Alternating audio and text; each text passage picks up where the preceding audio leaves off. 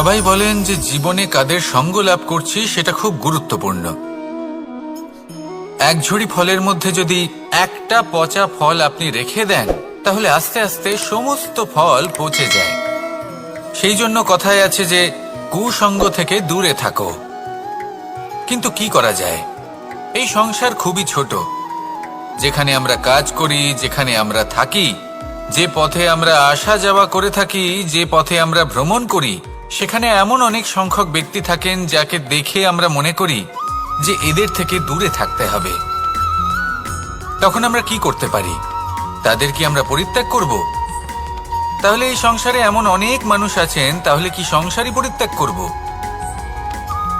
না, সেই ফলের মতন হবেন না যারা একটি পচা ফলের উপস্থিতির জন্য নিজেরাও নষ্ট হয়ে যান। বরং হয়ে উঠুন চন্দন বৃক্ষের মতন, যেটা আসলে সাপেদের বাসস্থান, যেখানে অনেক সংখ্যক অত্যন্ত ভয়ানক বিষধর সাপ থাকে। তারপরেও এই চন্দন, সে কিন্তু নিজের শ্রেষ্ঠত্ব হারায় না। এর মূল্য কিন্তু সেই একই থাকে। মনে রাখবেন, এই সংসারে নিজের সঙ্গ বদলানোর পূর্বে নিজেকে বদলান। নিজেকে কিছুটা এমন ভাবে গড়ে তুলুন যে কেউ আসুক না কেন সে যেন আপনাকে বিভ্রান্ত বা দূষিত না করতে পারে।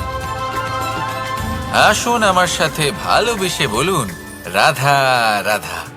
এই সংসারে প্রত্যেকটা জিনিসের নিজস্ব একটা বিশেষত্ব আছে, আর তার বিশেষত্বর জন্যই তাকে বিশেষ গুরুত্ব দেওয়া হয়। যদি কথা বলি অস্ত্রের, যেমন তরোয়াল। তরোয়াল নির্মাণ করা হয়েছে রক্ষার জন্য। কত তাড়াতাড়ি সে সামনে উপস্থিত শত্রুকে নিধন করতে পারে। এবার এই তরোয়ালের কোন গুণটা দেখা প্রয়োজন? সেটার ধার। সেই বস্তুটি নয় যার মধ্যে এই তরোয়াল রাখা হয়। সেইভাবেই যদি আমি কথা বলি বানের, তাহলে এটা প্রয়োজনীয় নয় যে সেই বান কতটা তীক্ষ্ণ, কতটা বলশালী। এটা দেখা প্রয়োজন যে তার আকারটা কেমন। সে কি বাতাস ভেদ করে নিজের লক্ষ্যে পৌঁছতে পারবে? সেটা বেশি গুরুত্বপূর্ণ, সেই জায়গাটা নয় যেখানে সেই বান রাখা হয়। ঠিক সেইভাবেই যদি আপনি কোনো মানুষেরই মূল্য বুঝতে চান, তাকে পরখ করে দেখতে চান, তাহলে তার জাতি, তার ধর্ম, তার রূপ, তার আকার, সেগুলো দেখে তাকে পরখ করতে চেষ্টা করবেন না। তাকে পরখ এই সব কিছুর ভিত্তিতে করবেন না। তার স্বভাবটা দেখুন, তার গুণ দেখুন, তার প্রতিভা দেখুন, তার কর্ম দেখুন। কারণ এটাই সেই ব্যক্তির আসল পরিচয়, এটাই হলো তার অস্তিত্ব।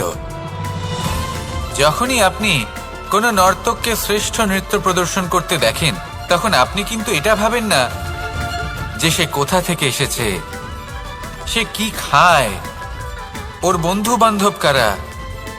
আপনি তার নৃত্য দেখেন, ওর শিল্প দেখেন, সেটারই প্রশংসা করেন, সেটাকেই সম্মান করেন। সেইভাবেই সংসারে সকলকে সম্মান করুন।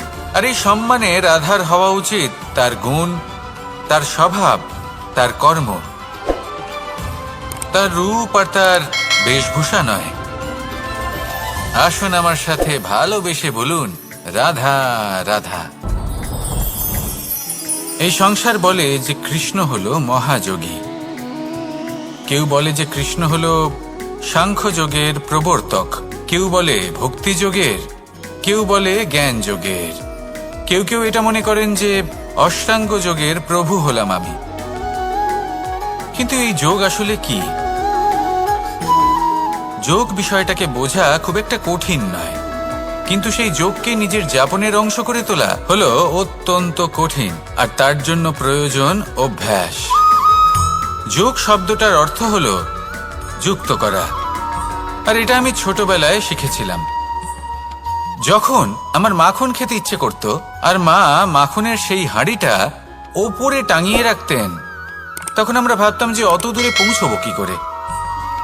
তখন আমরা যোগের বিষয়ে জানতে পারলাম, আর তখন জানতে পারলাম যে সব থেকে গুরুত্বপূর্ণ যোগ আসলে কি? সহযোগিতা, সাহায্য। আমরা সব সখারা একসাথে জড়ো হতাম, একে অপরের পিঠের ওপর উঠে দাঁড়াতাম, আর তারপর আমরা ওই মাখনের হাঁড়ির কাছে পৌঁছতে পারতাম। আর তারপর আমরা সবাই মিলে সেই মাখন ভাগ করে খেতাম। সহযোগিতা, এটা অত্যন্ত গুরুত্বপূর্ণ। পাণ্ডবরাও মহাভারতে এটাই করেছিলেন। ওনাদের সাথেও কেউ ছিল না। একে অপরকে সাহায্য করে ওনারা অনেক বীরদের একত্রিত করেছিলেন। তারপর অবশেষে মহাভারতের এই মহাযুদ্ধে ওনারা জয়লাভ করেছিলেন। রামায়ণে রাম এবং লক্ষ্মণের সাথে কেউ ছিল না। সহযোগিতার মাধ্যমে ওনারা ভাল্লুক আর বানর সেনাকে একত্রিত করেছিলেন, আর এই সংসারের সব থেকে প্রবল রাক্ষস রাবণকে বধ করেছিলেন। মনে রাখবেন, একসাথে মিলে যদি আপনারা কর্ম করতে শেখেন, তাহলে এই সংসারে এমন কিছুই নেই যেটা আপনি অর্জন করতে পারবেন না। আসুন আমার সাথে ভালোবেসে বলুন, রাধা রাধা। সূর্য এই সংসারকে আলো প্রদান করে।